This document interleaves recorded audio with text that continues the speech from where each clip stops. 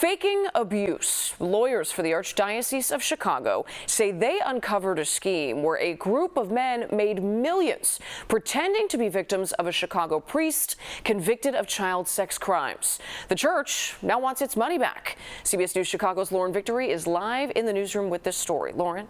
Well, Marie, the church's attorney tells me the conspiracy was discovered while investigating recent lawsuits. Wait until you hear how they pieced it together.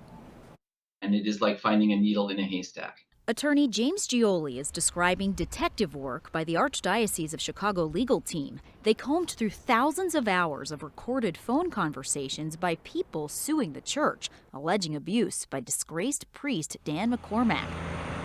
The quote-unquote victims were behind bars for unrelated crimes. Recorded prison calls. How did you even know to start there? I think it began when one of the people who sued us, happened to be in prison.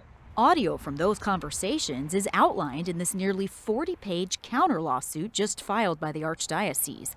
Multiple defendants are accused of pretending to be Father McCormack victims to make a buck. "I didn't go there. I wasn't even in a program," one person allegedly said. Another reportedly bragged that he was able to make himself cry and all that. This is an actual racketeering enterprise.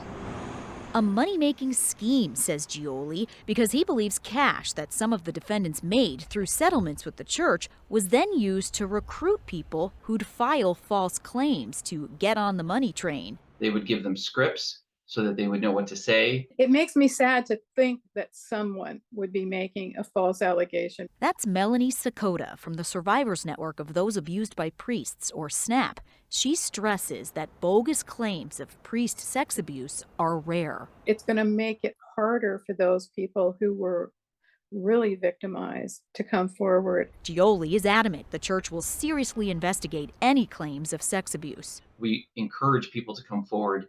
Anyone who's had a problem or thinks there's a problem with a priest, and it is not the intention of this lawsuit in any way to deter that. Meanwhile, a lawyer for some of the men recorded in those jailhouse calls labels the lawsuit a fantastical orchestrated narrative that's a baseless attempt to shift blame away from the Archdiocese's mismanagement of its priests.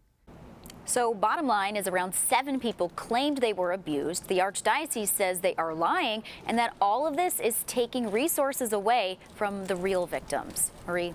Lauren Victory reporting on this in our newsroom. Thank you, Lauren.